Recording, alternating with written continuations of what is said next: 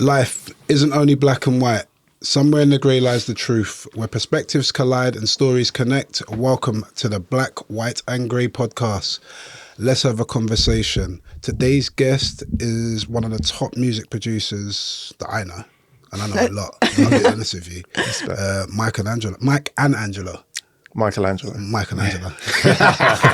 Ah. What's up, guys? How you doing? Yeah, we had a discussion about this as well. Like Mike and Angelo, where does the name come from?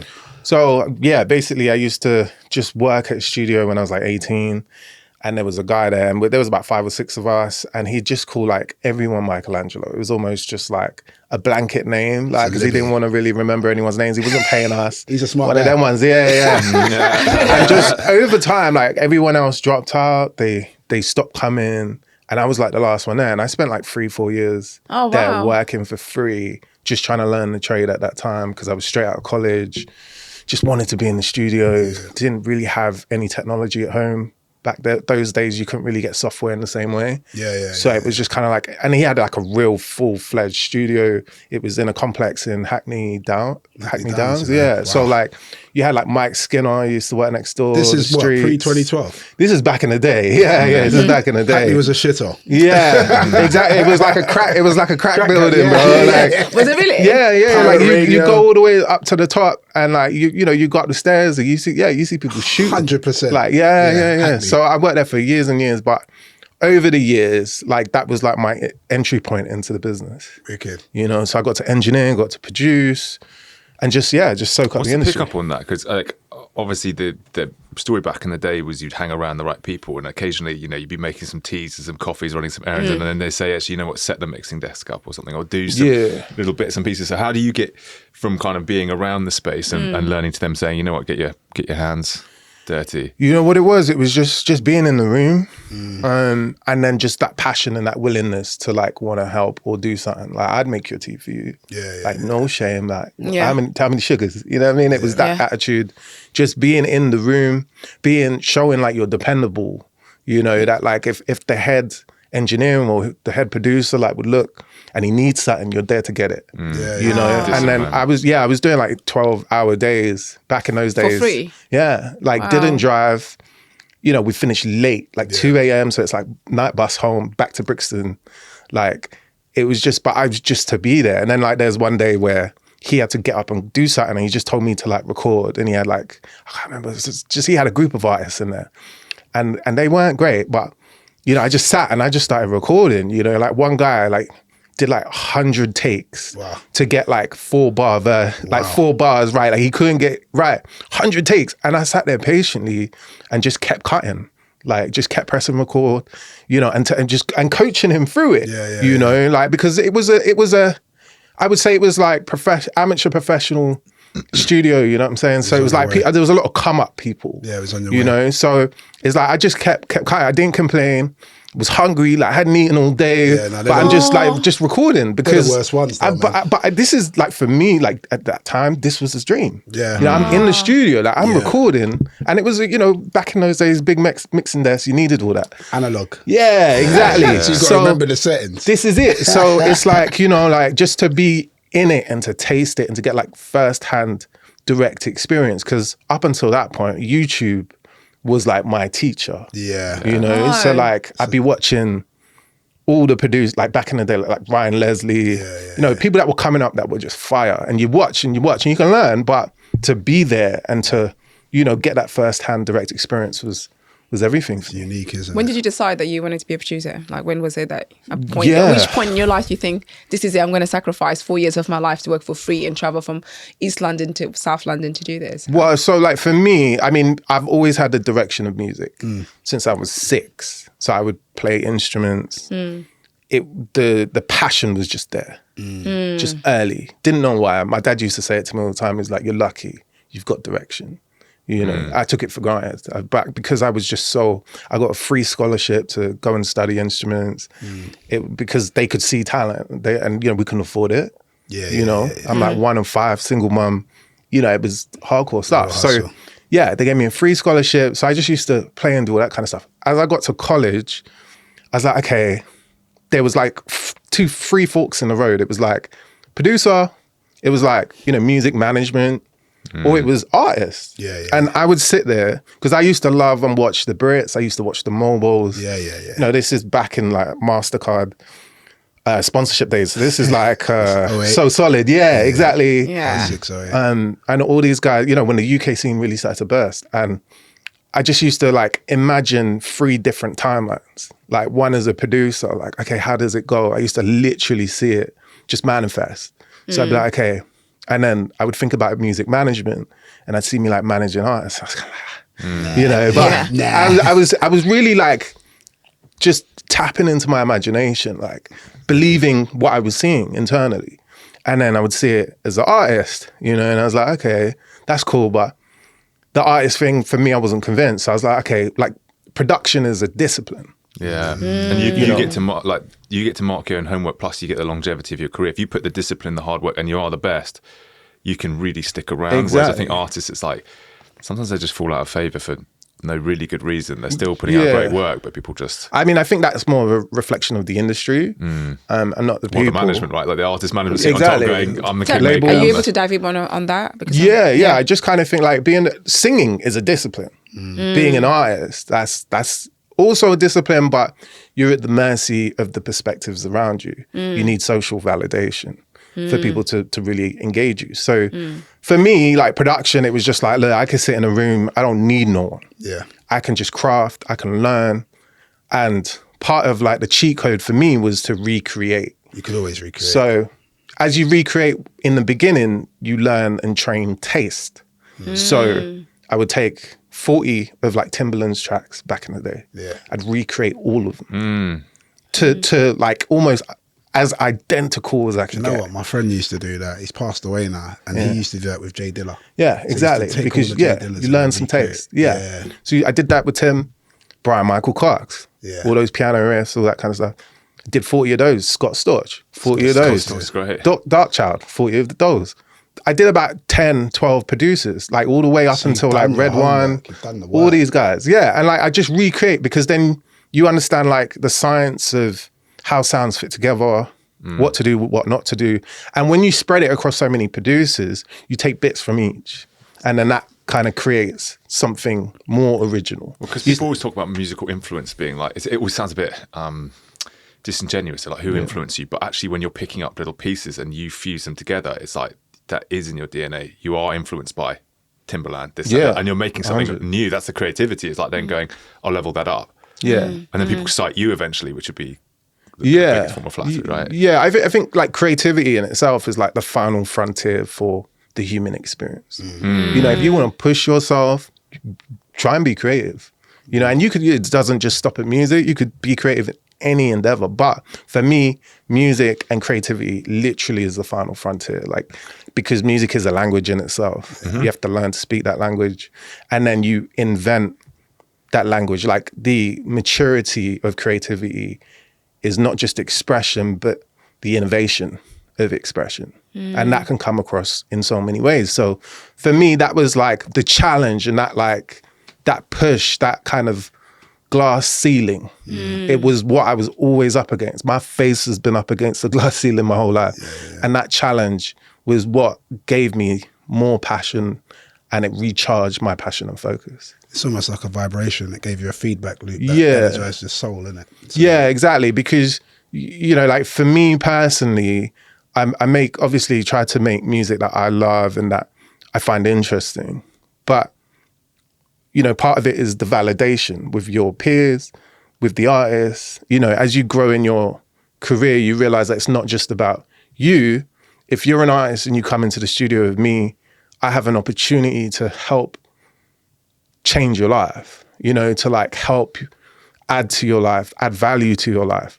You know, I take it as a responsibility and a service, an opportunity that I really, you know, grasp with both hands to be able to make differences in people's lives. And, you know, I've had brand new artists come in, no one knew of them, nobody.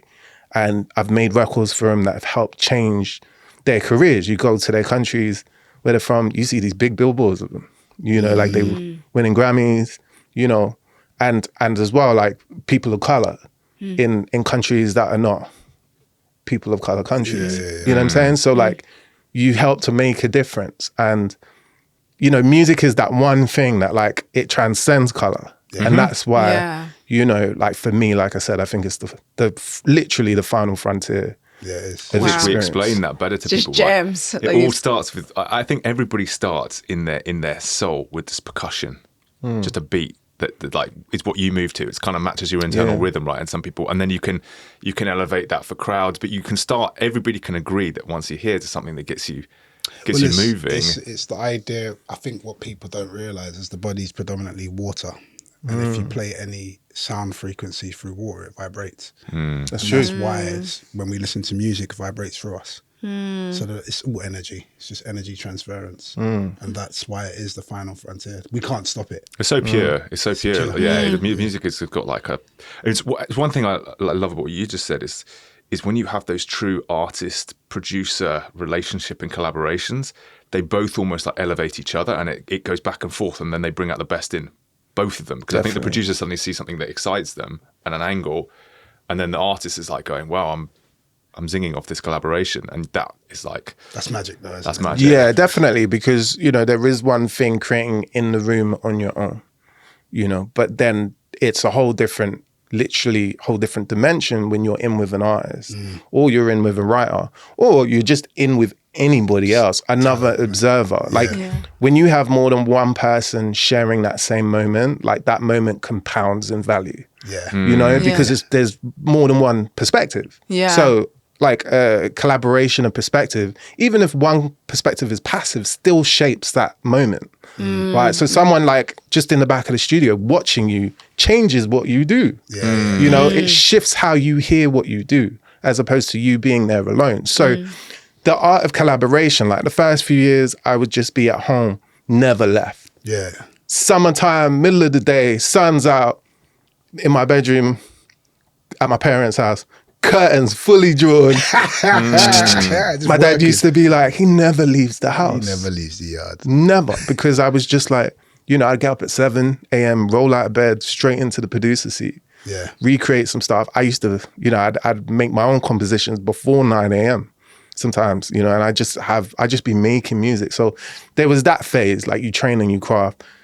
And then there's the phase where you learn to work with other people. At that time, and I'm going back to like MySpace, you know, I'd be sending beats to guys. I know. And they'd be writing and sending it back. And I met some extremely talented people who were like incredible. I met Maverick Sabre on MySpace. Yeah. Like See, me and him connected on MySpace, and to this day we still talk to each other. Yeah, amazing. It's crazy. Yeah, I worked on Mav's album with Zane Lowe, you know, like Mav is just incredibly talented. And he's one of those that just like you can't really teach or train. Yeah, you can't. His what he does, you know, he's just, it's him.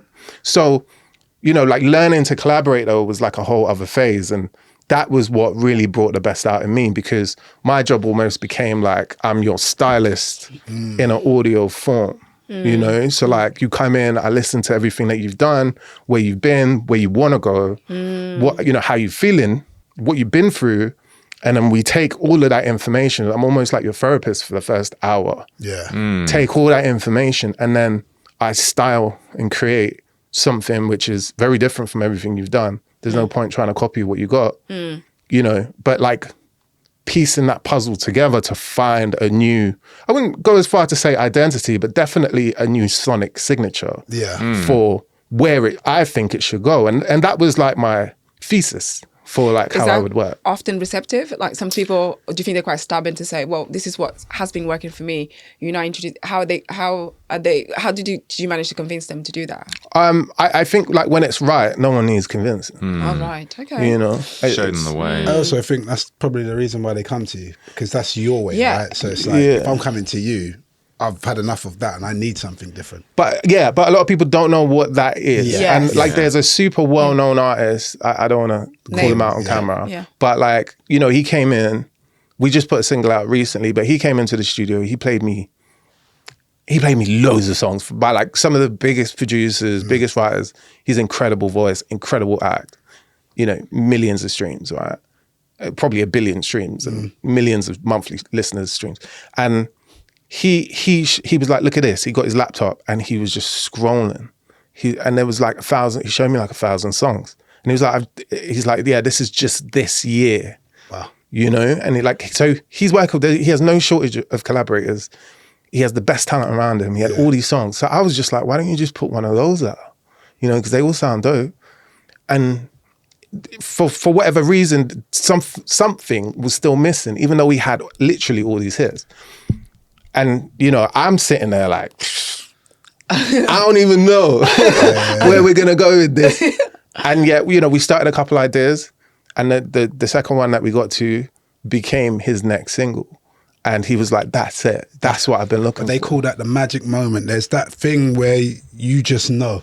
Yeah, I mean, you just know. He didn't know at the time. Yeah, he didn't. Until he heard it. Exactly. Because what I think what everyone's searching for is like a feeling. Yeah, it's a feeling. You know, like thing. not even necessarily to know what that feeling sounds like, because that's a transition in itself. But just they're searching for something that feels a certain way. But what you said in the front, right, is like it's like he's being offered a roster of people to date. And he's just got, it's like the dating apps, he's just like, I'm blind to that. There's too many, I don't care, I'm not invested enough into it. And then he's sought you out to say, like, let's actually do something real. Let's see. And then that's going to connect. Yeah. Let's try and make it connect. And then it just do you think now, because I've noticed when artists stay on top, they seem to really, really stay on top now. And I always felt like it's because the gravity wheel of producers is sticking around them, ensuring that they're just getting the best production at all times. But they also are transcending boundaries more because of that, I think. So do you think it's like you get an artist and then people kind of create a vibe around them which kind of reflects where society is for that sort of 3-year window, plus a sound, plus a evolution, and then the producers are kind of invested in kind of constantly building this, you know, pyramid of like an artist's trajectory. You know, like Bieber reinvented himself. You've got all sorts of artists kind of coming out with a very new sound. Do you think that's something that's changed? Because it feels like an artist used to stand for one thing back in the day, and they wouldn't, you know, got people like Jelly Roll or Post Malone who like crossing genres and stuff like this. So do you see artists and producers kind of just reinventing one artist because they know that if you deliver a track to that person, it's going to be a big hit? Yeah, I think there's loads of different perspectives, and I definitely think you've touched on one there. I think it's quite interesting because the modern era of consumption of music has what I think has driven a lot of that. Spotify. The fact that your playlist now can have any genre you want, as many songs as you want. When if you go back to like pre-Spotify days, you know, you had radio, you either bought albums, you know. So it's like, that's more genre, those days were more genre specific. You were kind of more locked in. I think certain artists that came through, and I'm talking about like on a history level scale, Eminem, he changed a lot of the dynamics of what people listened to. Because when he came out, first of all, you know, like being a white rapper back then was like, unheard of. It was like, I loved Eminem and I didn't even know he was white until after. And I was like, what the, you know, and I loved him just as much, even more, you know, like, so. And then I realized that there were all these kids at school who never listened to hip hop, but then were listening to Eminem. And then it's like, you know, people start picking up different genres. Like for me personally, I've always, you know, I grew up in a house where there was reggae and there was like opera and there was hip hop. And then I, you know, secretly loved like pop music back in the day. Yeah. You know, like I got stories on that, but like, you know, just I always loved different genres. But I think some of it, you're right, is like producer driven. You know, you look at like when the Neptunes came in, it was like a whole sound. He was a whole across sound. many artists. He's still very good. Yeah, it's incredible. You know, and like, or like, so Bieber, you know, a lot of like when he teamed up with Diplo and Skrillex, it was like a whole new sound. That was like 10 years. Or every producer in the world had new inspiration. Skrillex is fucking you know, charts. exactly. Wow. So, you know, it's sometimes it is producer driven. I think beyond that is culture driven. So I think like shifts in culture affect the music. But I also think it's like a loop that works both ways. I was going to say I was going to ask something more specific. Is this they need to be able to attract different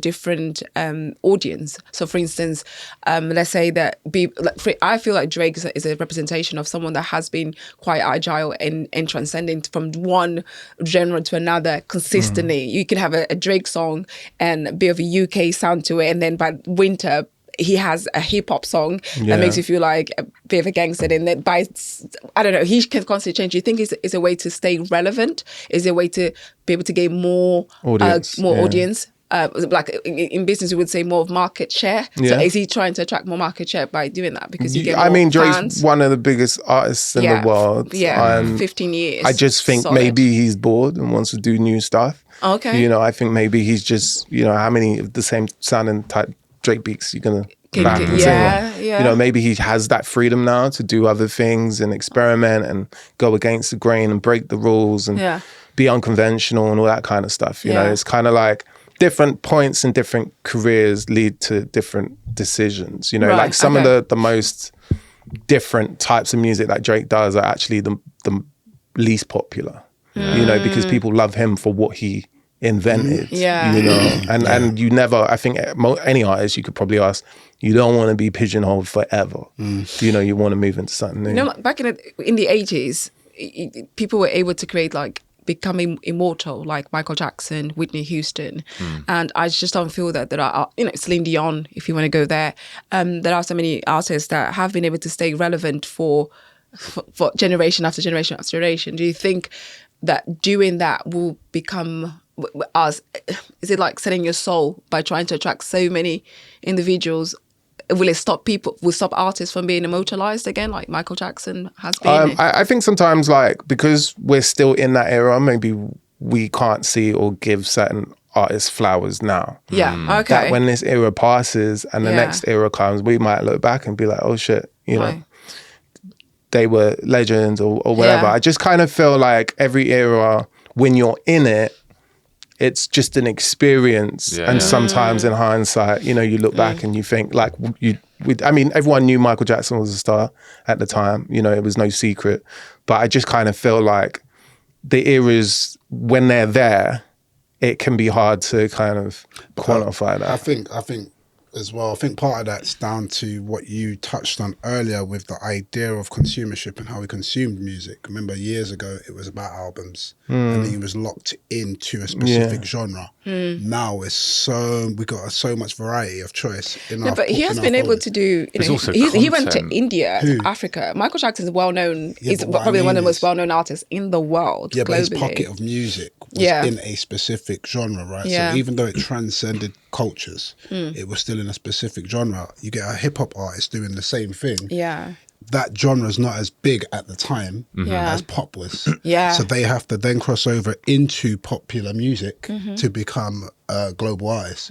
And then it takes away from, which is what we're talking about with Drake, it takes away from them just being a soul hip-hop artist. They then become a pop star. And then you get 15 years of Drake with music that's just sounds all over the place. And it's only probably when he passes away or retires when he's 60, 70, 80, we then look back and be like, wow. That's how Drake was like, wow. And then looking at the sometimes because I also feel that my interest in music generally, it's pretty broad, but it tends to be like a 15-year catchment window, sort of plus minus ahead of my age. And I know just but I know just if I look at like what teenagers are listening to now, like you can listen to it and go, that's cool. You know, I can see where it's all going, but it doesn't, like when you said with the Eminem album or kind of Jay-Z album in the early sort of 2000s, it's like you're so formative. I was like 15, 16. And it sits in you, right? Like you listen to the message and you're like, he's talking about drugs. He's like, what are those things? That sounds really scary. Like he's just unpacking this world for you. Now, obviously when you lose the naivety, you get older and you sort of see things like differently. It just doesn't have the ability to kind of have that same sort of rubber stamp on you, which is why I wonder like how people can keep growing. What's so fascinating about rap, and I've watched it evolve, is, as you say, like rappers are getting older and older, but they're still staying relevant in the scene, which is amazing to me because it's like we never knew what the time limit was going to be on it. That's but true. People, you know, are we going to see 60, 70 when all the old legends are getting that old? What will their relationship be with the career then? I don't know. But Nas at 60, 70. I saw Nas the rapping last year. It was great. He was in the Royal Albert Hall. It was unreal. And he'd reinvented himself to kind of, you know, he was like How was it? luxury product now, right? He's there in his velvet tuxedo doing at the Royal Albert Hall, and it's like, I think you're right. I think if you talk about hip hop just as an infancy sound, it is at it's a mature level now. Yeah. But you don't know what the end looks like because it still hasn't been around for that long. So the guys at the top now who are still relevant, when you're talking about your Nas's and your Jay-Z's, you just don't. You don't know what the end looks like until they're ended. That's ultimately it, isn't it, really? Yeah, absolutely. Like going back to what you guys were saying about Michael Jackson as well, I think like definitely Spotify, consumerism, scaling, streaming the market has lost that kind of anticipation for records. Yeah. Where, you know, Michael Jackson, you know, when you knew that Thriller video was dropping and you had to wait. You know, like that almost quote unquote sexual tension of like just waiting. It's like a rubber band that like, so when you let it go, and we don't have that now because everything's so instant, you know, like the record's out, you can stream it anywhere, you can access it like on any platform. There's none of that. So to get, you know, I think the trajectory to get that high, you need sometimes that anticipation, and we don't I know the industry are working on methods to kind of bring that back, but the industry is just changing and shifting in shape, you know, like long form content, so music videos, you know, like that's, but like, it's like all these things where you had to wait for that video and you had to like get MTV to seize the exclusivity, you know, that helped to make artists appear and be as big as they were at that time. We don't have that now. But then because you're correct, but isn't it twofold? Like, it's like what you said earlier. It's almost like it works both ways.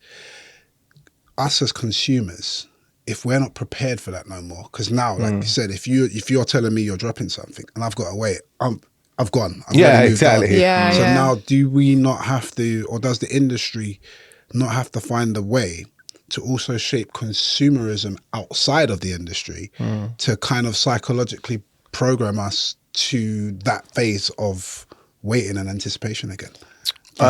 Like potentially, but I just think like life and culture, the way people live society is going to evolve and grow in the way that it's going to evolve and grow. And I think that, it is the job of the industry and the people in the industry to find new ways to retain attention. There's 100,000 songs on Spotify that are released per day. Wow. Per day. Wow. So, you know, and there's a lot to listen to. You're spoilt for choice. Too much choice. Yeah. So it's a situation where the industry is going to have to evolve. The way people consume is going to have to evolve. The way people make music is going to have to evolve. Yeah, I was going to say, is it also a way that you kind of build your own community, engage with your community and your community of followers, and then just be content there and work on feeding them in the way that you want to. So you're kind of getting your community prepared to the way that you do things. Yeah, I definitely think so. Like owning your own audience, you know, and then being able to monetize the LTV of your audience is key. Yeah. You know, it's absolutely key in today's era. And you'd be surprised how many artists don't have mailing lists, don't directly engage with their audiences, you know, don't resell to their audiences, gigs, tickets, merch. Like not enough artists. I've seen some artists that have lost millions of followers. I mean, they had millions and they become one of the biggest artists like last year and the year before. And then probably Instagram saw news, whether that's accurate or not, but have lost loads of millions of followers, millions, because of the fact that they just became too big for their boots, or they became probably overly confident in thinking that people will stick around. Not bots then. And then and they've lost those individuals. What would be your advice, especially for new artists?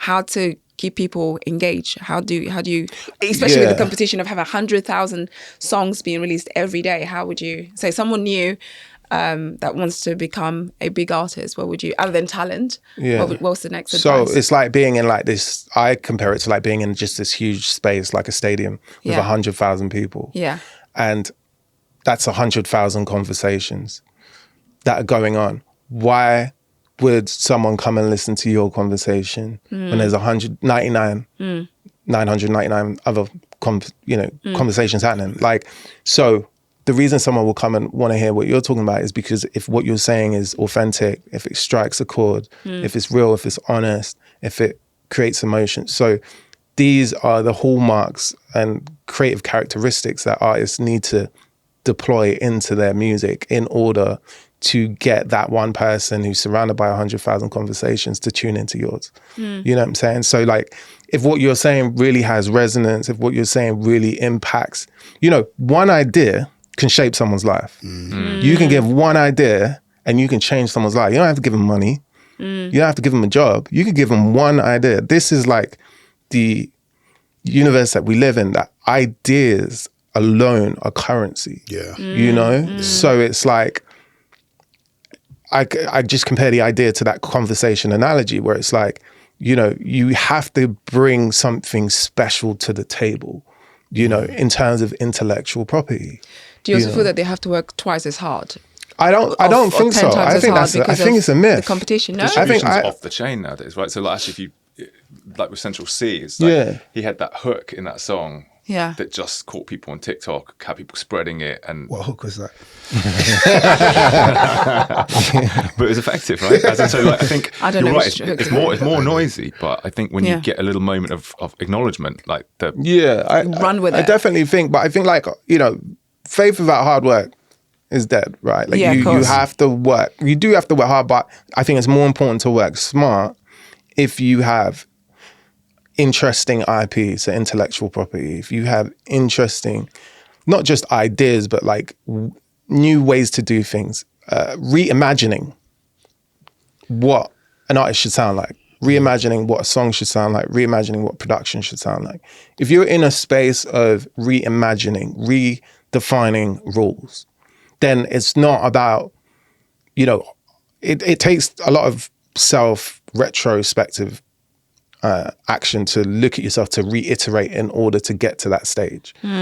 But it's not just all about working hard, you know, like, because if you're able to generate that talent within yourself and display that talent, then the world moves closer to you, you know, and you don't have to chase the world, because the harder you chase, the faster things run.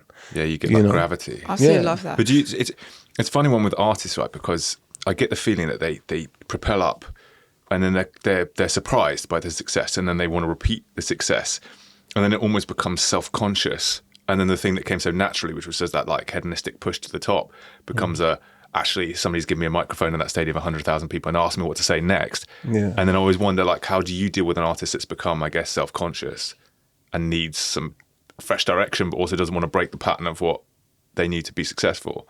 Just like, I think a lot of it comes down to being fearless in knowing that you want to find that next level, no matter what that next level, no matter what you think that next level might look or sound like. You just be fearless that you can, you know, you'll do whatever it takes. You commit to finding that next level, and then you just work with new people. So that's almost like a self-reflection exercise as well. I think deeper. Every day is a self-reflection exercise, because if you don't self-reflect, you don't learn, you can't progress. Like at the end of the day, every single day, you have an opportunity to learn about you, and if you do that, life can progress. You know, if you don't learn about you, things can't move forward, because people buy into ideas, they buy into character, they buy into how you make them feel, you know, and these are things that we control. These are retrospective qualities that we display.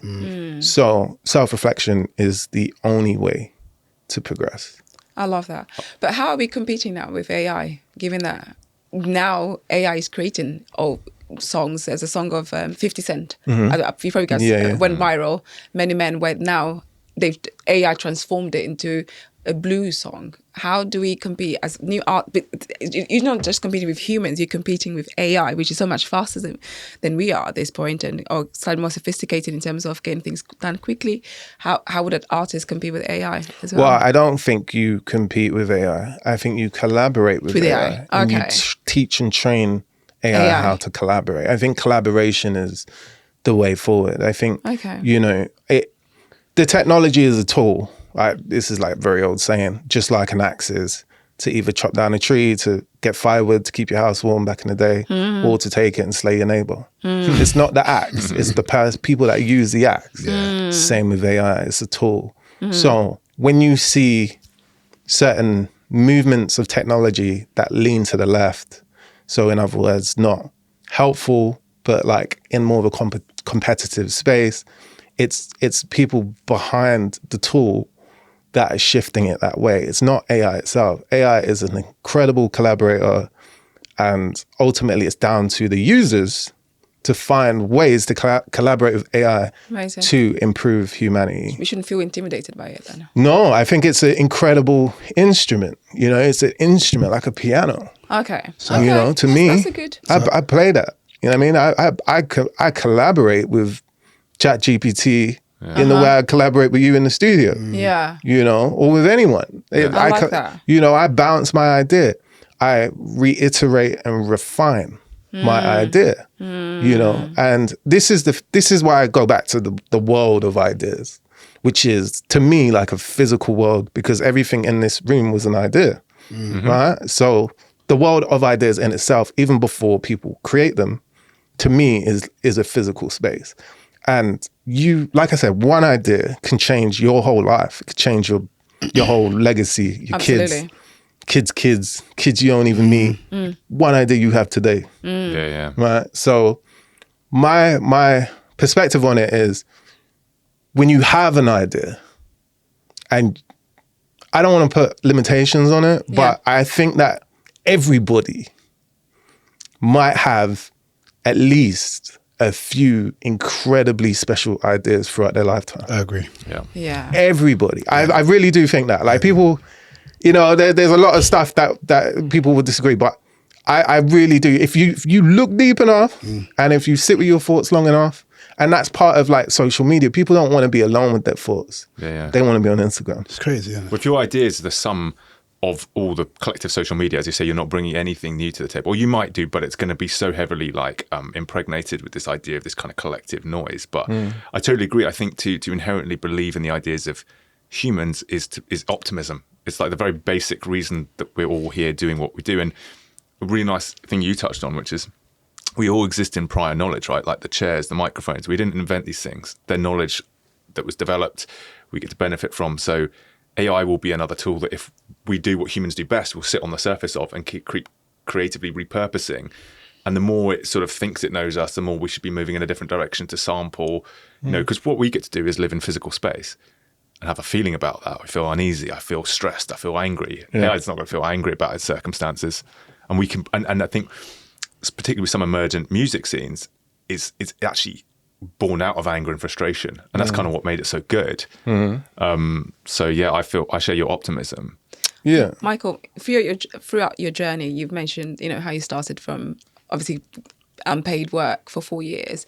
When was it the moment that you actually felt that, yes, I've made it, or I feel content with the success I've had so far, if you feel that way? No, I've never really felt that way. And, you know, I've sat at the Grammys, been nominated for the second most prestigious Grammy of the award show. I've had I went to like a pre-Grammy event, and, you know, I was one of the actual Grammy nominees there. And the guy asked, you know, is there anyone up for an award? And I was like, yeah.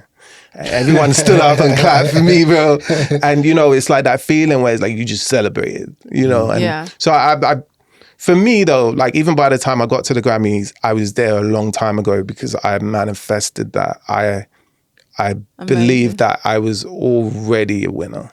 I believed that I was already at that level. You know, a lot of people I know, and this is what I did as well, I had like the Grammy logo on my phone, but I took it further than that. And I used to like literally focus. I used to do thought experiments where I would just, so for example, before I get to that, you have 90,000 thoughts per day. Yeah.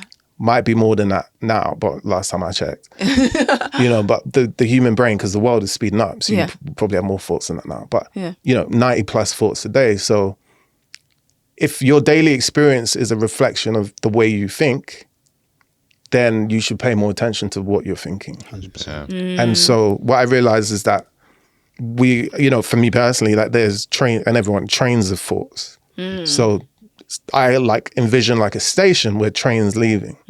So every time I'd start getting a thought, and you have thoughts at different levels, conscious, subconscious, multiple lanes of thoughts, you know, that can run parallel at the same time. So I would pay attention to these trains of thoughts, and I started actually scheduling trains of thoughts. Trains of Yeah. Amazing. Yeah. I love this. Here we go. Yeah. So like a mission control, traffic control. national rail. I love that Yeah. control. You know, Yeah. so it's like, okay, there's a Grammy train leaving station, you know, and it's like, okay, we'll go, and I'm following that train of thought. So I'm making that thought welcome. Yeah. You know, I think that's a lot of it is that. It's like where people say, yeah, I want to do this, I want to do that. But you don't make that experience welcome. So you're maintaining, the thought pops in, you get the feeling to go with it, and then you're maintaining that throughout the course of the day, the week, the month, just the year. in Do the you ever Grammy measure? thing, years. Do you ever measure how long it take you to I manifest? mean, like I would try. It depends, because the size, I think personally, the size of the manifestation has a link to time. Yeah. I do think that if you are manifesting really huge legacy, career defining, special types of events, it's going to take a while. See, this is the thing, right? I've got this idea of collapsing time. Yeah. So if something is true to your nature, and it's going to be, and you've jumped on that train of thought, technically the time doesn't exist. Yeah. In the time that it takes to get there. Oof, It's okay. going to happen anyway. I hear so it. when you're talking about measuring the manifestation of time, with something like that legacy thing, No, as time in- is that length of time doesn't actually appear as No, I time. basically like I check how long it takes me to manifest something. Yeah, but Some Michael's things talking I about manifest something straight that's- away. That's decoupling time from that, and it's almost the process of going on the train and becoming the point at which collapses that journey to that present time. So what I find so interesting about going on the journey is most people want to fantasize about the destination, and what you're saying is the journey may be really long, it may be really crap, it may be really boring, I may have to go to the whatever, but I'm on the train doing the on the journey. Most train. people just Yeah. go fancy. So it could happen overnight. It could be a lifetime. I but think you're time- both right, though. I actually think you're both right, because from when I jump on that train and that train's moving, it's already real. Yeah. And I believe that it's already happened. embodied, That I'm yeah. actually I'm watching that moment in slow motion. And that's why time feels like it can take a while before it manifests into the physical. Okay. I think life is more like a soup. Like you got a big pot of soup and like everything is in there. The ingredients. carrots and the chicken, the Grammy and the big business and all this kind of stuff that people want is in that soup. And so my more recent perspective is like bringing those manifestations to the surface of that soup. And what I mean by that is bringing them into the room so everyone else can see them. You know, like, because when you manifest in the room and then I see something and then you all see it, that's bringing it to the front, bringing it up. So the trains of thought, it is real from that moment. To me, I'm not waiting for it to happen. It's already happened. It's happening now. It's already happened. It's all of that, because I agree with you that time is really just a relative tool that we use to measure increments, but it's not a physical thing within itself. And that, to be fair, your nervous system and your subconscious doesn't even know what day it is. It doesn't care. Doesn't care. It doesn't know the difference between yesterday and tomorrow. It doesn't exist. There's no time to subconscious. And with the subconscious, that's where all the magic is and happens. That's cool. So you're I love saying that. things that don't have a time relative index can be at that point from the moment you decide they're at that point. Yeah, and even before. Yeah. You know, it just takes your conscious mind a while to decide that but they're already there. Like the chicken's already in the Also, soup. then you get the problem solving. I think once you commit to the journey is when you can start troubleshooting the questions that move you further along to the answer. Because as you say, like, you just need to keep troubleshooting stuff. And if you go, I'm there, and if I am there, what are the obstacles and the steps and, you know, things to get there? Then Whenever I think I'm there, I start making things happen. So, for instance, if I feel I'm ready for to manifest this, I don't know, somehow it comes to fruition. Rather than when I'm thinking in the future I'm going to buy a Bugatti, I'm really thinking I'm really manifesting away from my time now. But if I say, what if I want to get, I don't know, if I want to find out the cure for cancer by next month, I'm just hypothetically speaking, and if I say now, my brain starts to think, I'm going to need to make calls. I need to contact this doctor to that doctor. You know what's funny about I that? start researching and working towards it. So I remember a year ago, Michael came to my house, and at that point, I woke up in the morning, and maybe a couple of days before, I was like, I'm ready for something new. I don't know what it is, but I need something new in my life.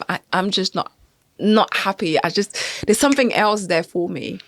And then Michael came to my house, and then we were talking, and then in the evening, I said to Michael, I want this, and that. And he was like, yeah, I think you should do it. You should just get it done.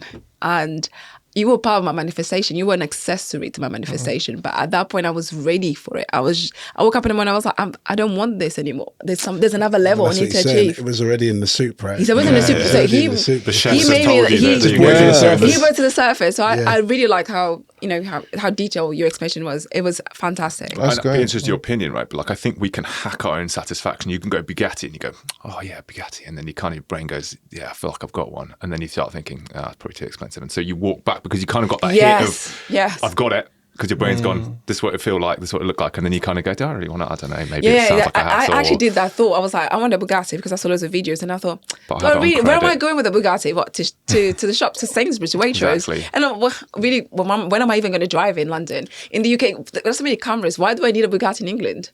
And then I just stopped that thought. It was just like, I'm being silly. But I think that's what if I had a creativity is. different thought process and thinking, actually. But you're consuming something, right? And I think what's so good about creativity is it's you expressing outwards rather than kind of like drawing in. And so that's why you're obliged to go on that journey, right? Because somewhere is your best. Do you feel like you've made your best piece of creative work yet?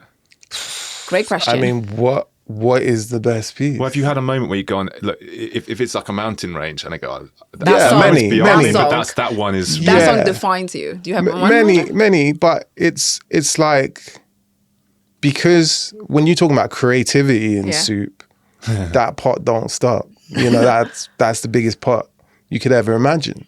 So who am I to limit myself and think that that's the best work I could ever do? It's part of it is just giving yourself permission for something even bigger than you can imagine to happen. I love that. Part of it is like, love that. People talk themselves out of it. And like you said, maybe before we went live, is like, the world and the universe is very much like water, where as soon as you make a decision, like water just likes to fill this container, right? And it will move and it will flow to meet you once you move towards it. It's the flow, isn't it? So in terms of creativity, like the answer has to be as great as some of the work is. And I benchmark my work based on the impact my work can have on your career. How much my work can shift your dimension. I love that. It's not even personal to me in terms of, I love this. It's just more about... So it's your giving and it's your calling. So it's less ego. Yeah. You got to leave your ego at the door. I noticed in the room, when you leave your ego at the door and you allow as much space as you can for, I say, God to come in. Yeah. The Holy Spirit to come in. Divine orchestration to come in. I was going to go into that actually. And just you leave. seem very spiritual. Yeah, but just like leave your mind at the door. Yeah. Anytime I go in there, I'm going to do this. And I'm going to, I want to control how creativity works. You never get your best. They call it the flow state, right? Yeah, it's like being open to spontaneity, being open to the unexpected. That's the hallmark of creativity that can be applied across the board. Just don't overplan. Let the universe surprise you. Like that's creativity in any field. Just be present, right? Yeah, but it's just that trust. You got to trust, and it takes a lot of trust when you got an artist coming in who could be demanding. You have. They may not inspire you, right? Like they may collapse your own inspiration because we do get like muse energy, and you may go, that person's being such an arsehole, right? All my creativity shut down, feeling frustrated. Yeah, I've had a few of those, but you learn who you work with. It's just different types of creativity. I remember once, I don't know whether you can name that artist, but they said there's an artist that you worked with that even them come into the room, you can feel the shift in energy. Yeah, there's a few artists that you felt this is a different level of talent. I know when they sing. Oh, right. Okay. I know when they sing. I'm someone who likes to be working on projects early. You know, I like to develop artists because that's the challenge. That's the frontier for me, right? Like I've said. But if you're talking about the more established, like the absolute world beaters, the one in the generation, so like the Sam Smiths, the Jacob Bankses, Sam Smith. you know, like when they sung, I was like, okay. I remember, but You I think know, it was like, Sam Smith. He said when he different. came to the room, the energy shift. Yeah. When it was just a different level of Yeah, but like when I Talent. worked with him, started to work with him, like it was early days. This is like, you know, moving into his first album. Yeah. You know what I'm Yeah. saying? Like, so he was new, you know, but when he sung, you knew it was going to be. I was like, yeah, and everyone in the room knew, you know, because there was something about the way he communicated with his talent. I'd not seen that. And I'd worked with, at that point, like 400 different artists, you know, and I'd never seen that. Wow. So that's it. And it's like, you know, he'd done as many reiterations, practice as he needed to do to find that level of skill and talent. Maybe he's just born with it. You know, I think maybe it comes hand in hand, but this is the thing. Like there are certain artists where you hear them, you know, I'm not a star chaser. I've never cared about clout or ego or like any of this stuff. When I was, you know, at the Grammys and doing whatever I'm doing, I'm still the most humble guy because none of this stuff surprised me. None of this stuff swept my ego off its feet. You manifested that, and yeah, I saw it coming. So you know, at no point you felt like I'm this shit. but I've always believed that I was brilliant before anyone. Yeah, I agree. You know, I like agree. internally, like I'm like a quiet. I'm Confident. Yeah, you know, like you never show it, but like I always going into anything. If I choose to take on a challenge, I believe I'm gonna win. Yeah. So you know, to dedicate all these years to cut my teeth and make sure I did everything that was necessary. Like I knew it was just a matter of time. Yeah, I had so many, it's similar. I've got so many people when I've done just little projects over time and they always say to you, how do you feel about it? Why don't you celebrate it? I'm just like, well, that's just the beginning. There's more. There's something else. Yeah, I'm like you. I'm nowhere near where I'm going to be. So I know I'm going to be somewhere else. So I don't really celebrate it. But I know that I could have done that because I already lived it, dreamed it, believed it, and then executed.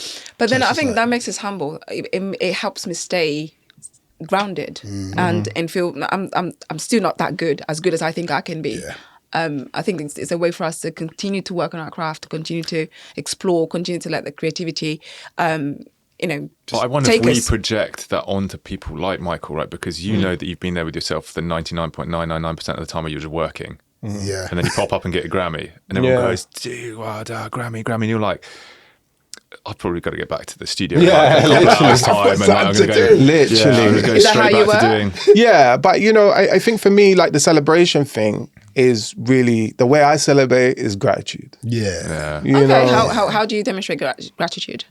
Or how do you just effectively? I will hold the train of thought of gratitude. Yeah. Okay. You know, and I think like that's you hold that so consistent for focus in a direction is a train of thought. So you give it space. You give the I space. just I hold that frequency. I hold that Do you vibration. do gratitude Yeah. before or after you have Yeah, I achieved? mean, During? as I'm manifesting, I'm holding that thought. Okay. You know, I'm someone who prays every night. Yeah. Yeah. Have done since I was a kid. To be fair, my mum used to send me to church twice on a Sunday. Twice. You've done the Why? Bible session. Because I only understand now, 33 years after, that was the most important thing she could have done for me. Yeah. Oh, okay. Because going to church, like especially when you get to a certain point in your life, as a man, as a woman, you look back and you realize, you start, if you're open to it, you understand and look at the procession of time. That the world we were born into is gone. Yeah. Yes. The world we are in and the world we're moving into, Yeah. they're all different. Yeah. Going to be different. Yeah. And the church twice on Sunday and the praying is like me praying, you know, as the procession of time moves on and you lose family, you Yeah. realize that the only awareness and person that has been in your life from the start, watch over you is God, if you believe in God. You know, that God has always been there and will always be there.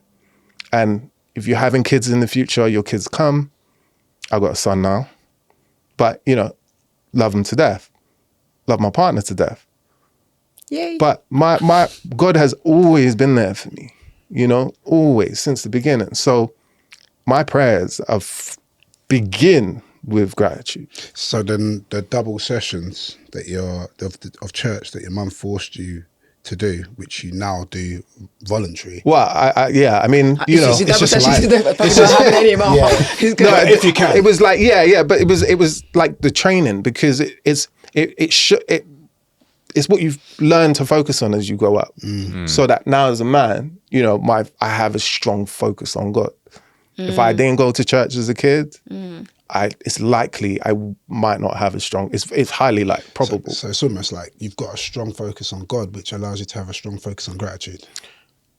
I think they reinforce each other. You know. yeah. Also, you find a strength, right? Because you said, like, even when people have passed away and God has been here, you probably leaned on your belief in God to help you go through your grief. Dark times and dark times in your life. A lot. And this is what I'm saying, like with the procession, because as time moves and you witness changes, that's the only constant for me. He's just always there. And like, so for me, that's like my board meeting. You know, he's the CEO. Wow. I'm humble. You know, I'm taking Advice. direction. Yes. You know, I'm waiting on him. You know, his timing, his patience, his strategy. Who am I to try to control how things go? I might think, oh yeah, I got to do this, boom, boom, boom. All the work that you could conceive is nothing compared to the orchestration of his will, you know? So you wait on what he brings in. You'll learn that when it's the right time to move and take action, you'll know. You know, you'll know, because there will be Instinct. alignments. Yeah. There'll be like, you talking about Intuition. something and then someone calls you randomly on some opportunity and you were just talking about something, they would, everything synced up. Always happens. And then you know, So this is what I'm saying. Yeah. So that higher orchestration, that higher guidance is like, I lean on that because you realize that is really, and so those 2 Sunday Double churches, sessions, like that was just, that was an investment that she put in that I really believe is only paying off now, 3 decades later, you know, where it's like, now it makes sense. Back in the day, I didn't want to go. I was trying to get out of there. seeds were planted. I got a It's temperature. interesting because you can do the Sunday one to go, if I go in there, say sorry for everything that happened during the week, then, you know, like I'm given a pass for the next week. And going back there again in the evening is like, you don't want to go back in the evening, but you're going to go back in, you're going to sacrifice some more time. As you say, it's that double kind of bookend of it that makes it not just completely self-interested of going like, I'll just scrape the board clean for the next week. Yeah. What do you think about people then who kind of fall off that path? And another thing as well is, like, I feel that people who get very talented at something, creatively speaking, they get a closer translation between almost like that inspiration, whether it's God or spirituality or whatever, because they've put the time into the talent to bring back coherence from that, right? And I think a lot of us want the connection, but we're incoherent because we've not done the work. So in terms of people kind of building that path for themselves, if they don't know what they want to do, be a musician, and people falling off that path and get back on that path, what would you say they should be doing? That's a great question. I would say, like, you trying to find what it is you do, I think look for passion first. Find like where your passion is. You know, like I knew people growing up at university, at college, didn't know what they wanted to do. Had no idea. You did. From a beginning, had direction.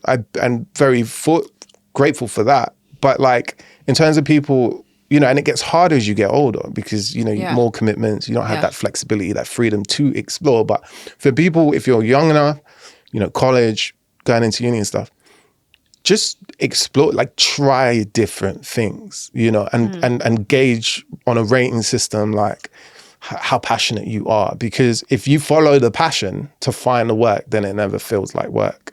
You know, you escape the matrix by living life that way, because the opposite of that is to follow the money. You end up in jobs you don't want to be in, industries you don't want to be in, you know, and then you locked into that 9 to 5 and become dependent on it. You can't get out. If you follow your passion first and it takes you to a place where you enjoy doing something and you have enough passion to feel becoming better, which is something you can control and has never been easier to improve, to learn any new skill because of the internet and all that. You can follow that passion, develop your talent, and then when you work, it will never feel like work. And you can be highly paid because you can find more contribution. So it's almost like, just don't block your blessings. Because it's easy, because you could have that feeling. Because if you're talking about somebody that doesn't know what they want to do, they could have the feeling, but not see it. Yeah. So you've got the feeling, but then you might be like, nah, I'm not going to do that. Yeah, you need courage, and you got to give yourself permission to follow that path. Because people feel discouraged. A lot of artists that, you know, probably have the talent, have the passion, but it comes to a point you're like, oh, this isn't going anywhere. I've tried everything. Yeah, but I mean, isn't that just life? Like, that's true. You know, like this is one thing I learned about myself a few years ago, like as a producer, that, you know, I was having a phase where things became difficult. Yeah. You know, like where it's the artists weren't showing up, money wasn't getting paid. Yeah. You know, you do all this work, people ain't paying. You know, you start going through all this stuff. Studios start, you start having studio problems, speakers going crazy, all this kind of stuff. Yeah, but you know, and I was in my room when I used to be over at Cube West, and I was having like all these setup problems, and I was producing, and I wasn't having a great day. And then I went over into one of the other studios with someone that I knew really well, super talented guy. He had the same speakers as me, like same setup. Same setup. He was having the same problems. He was like, oh yeah, don't watch my left speaker. I was like, bro, my left speaker. And then I realized that actually like problems are not personal. Yeah. You know, like we take it personal. You're like, wow, like I can't believe this happening to me. Bruh, it's just life. Like it's like a little wave in an ocean. Like don't take it personal. And that was like a big learning lesson, because I would take stuff personal if it didn't go right. Sometimes you do, you know, and it's a constant, like you have to constantly like remind Jordan yourself. Thing, like what Michael Jordan in his documentary saying, and that's when I took it personally. But he wanted to take things personally, so he got more competitive. But yeah, I mean, in that sense, makes complete sense. He's using that, right? Yeah, So he's weaponizing that to driving it. Whereas I think sometimes I feel like, oh, it's just why me? Why me? Victimhood. Yeah, and I think that's a really good thing to just have that mentality You to have a say ton of actually. self-agency, right? Like even over your own thoughts, you're allowing this like influx of agency, inspiration, which I think is that's the first kernel of setting somebody free. Is just that your mind is where freedom starts, right? Like your physical space, we're all slightly constrained by something, money, time, resource, whatever it is. But like your ability to just open up that free-mindedness, I think is, if everybody could be taught that, I think their life would end up in a better place than the shoulds and shouldn'ts. And I think like the two things that we really have are freedom and health. Yeah. You know, we don't have time. You don't have time. We don't have money comes, goes, can be replaced, changes, inflation. I mean, there's so many factors, but like freedom and health is like the two. If you want to work with the natural resources of this quote unquote simulation, Just about got freedom. You know, got health. I mean, but freedom can be, it's just how you look at it, you know, like it's the perspective of what freedom even means. Like you can have freedom externally, you can have freedom internally. You know, it just depends on how you measure it. And that's really what the human experience does. Like it measures, it's like the double slit experiment where you have both, you know, wave and other particles. And it's like, it depends on who's looking, whether reality collapses or not. So it is just the perspective. And I think that's like our job. I think naturally I've been quite intuitive, followed the beat of my own drum quite a lot. And I think it's because I've basically got like clear audience. So I would hear music in my head, just no headphones, you know, I just hear it and I'd be like, where's this coming from? That's and amazing. It's like, as a child, just hear it. I'd be getting on the tube to go to school And I just hear music all day. That's Like, cool. I can I check. wouldn't That is even so know amazing. where it A comes lot from. better than people hearing voices. You know, I know.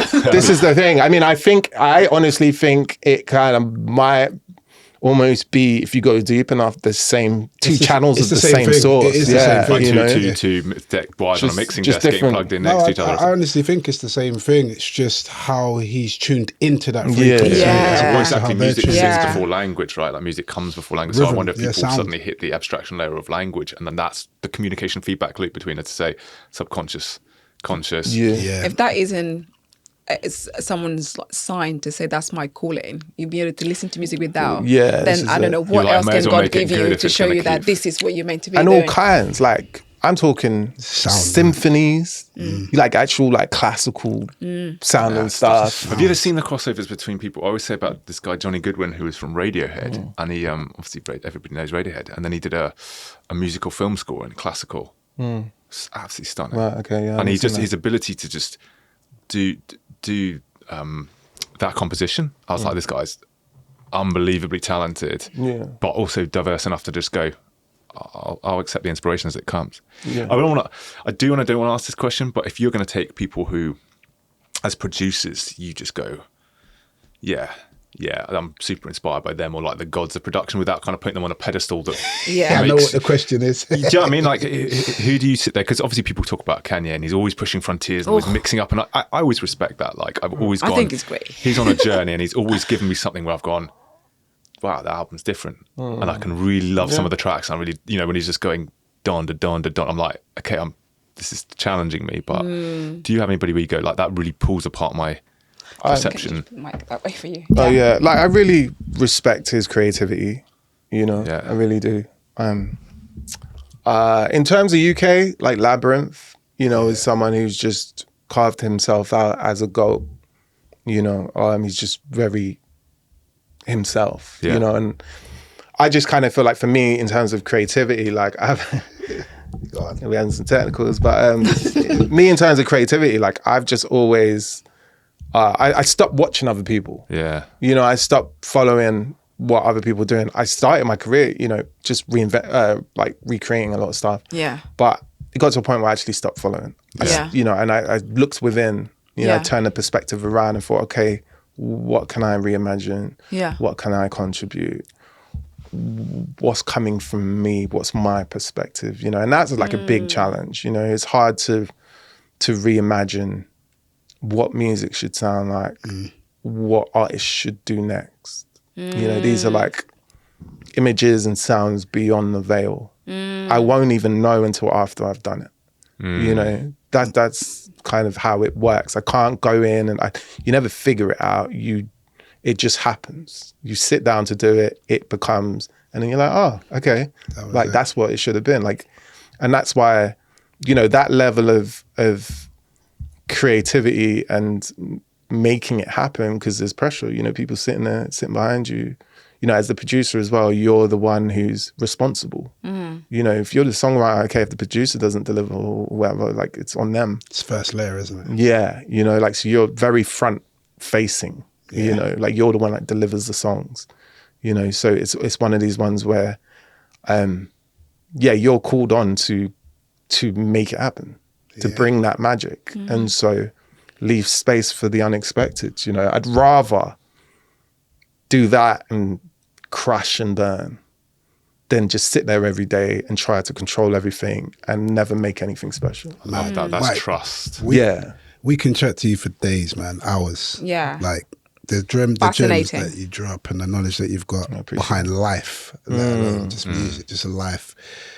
I just think it's unprofound. It's just beautiful. I'm starting to think I need to spend more time with you now. Yeah, no, I appreciate it. I haven't seen you in like a year. I mean, I know it's gone so fast, isn't it? But like the art can never be more or less than the creators are human beings.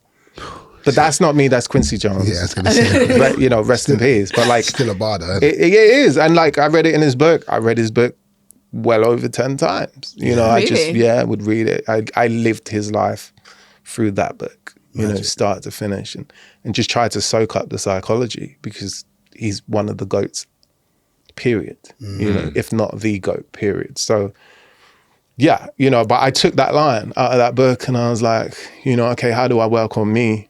You know, because in the same way culture responds to music, music responds to culture, and that we are the ones creating the music, and it's our culture that goes into the music. And like, even for creativity, I start, you know, the more life experience you have, different life experience that you have, the I think more unexpected your creativity becomes, because it's being fueled by life experience, which is new, you know, and like you have, like the more you travel, it unlocks different DNA in your body, like different things in your mind, just being in different spaces. You know, I traveled for 18 months. I went to like 15 different countries with my laptop making music. You know, and even in COVID, I was over in Peru for 4.5 months on a hilltop with my laptop, keyboard, headphones. How did you charge your phone?